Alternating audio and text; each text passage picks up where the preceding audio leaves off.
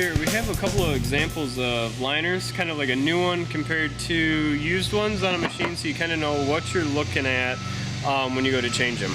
Basically, here's a worn liner that we replaced. This is actually out of a S21040R is the liner, but you can actually start to see like the grooves and stuff, and you start seeing where it's getting pretty thin along the edges where the liners meet.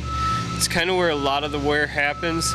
You kind of want to keep track of those because you don't want it to go all the way through to damage the side of the housing. To kind of put it in perspective, here's a brand new liner, kind of right next to the worn one, which this one's not completely gone, but it's pretty well worn.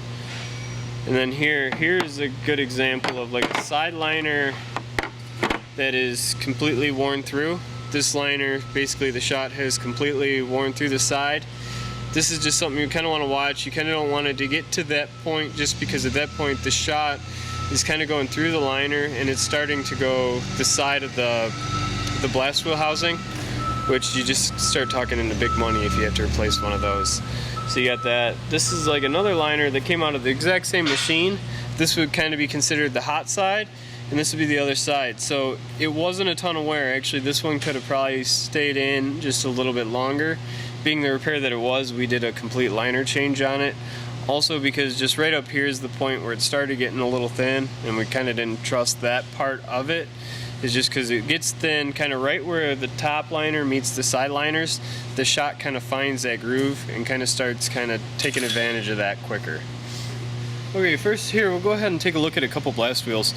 This is a used blast wheel. It came out of a machine. This is kind of like showing an example of a used blast wheel when it's time to be changed. You can start to see where the shot has kind of worn grooves throughout these blades, like the propellers there, throughout the shot. Starts making them really thin.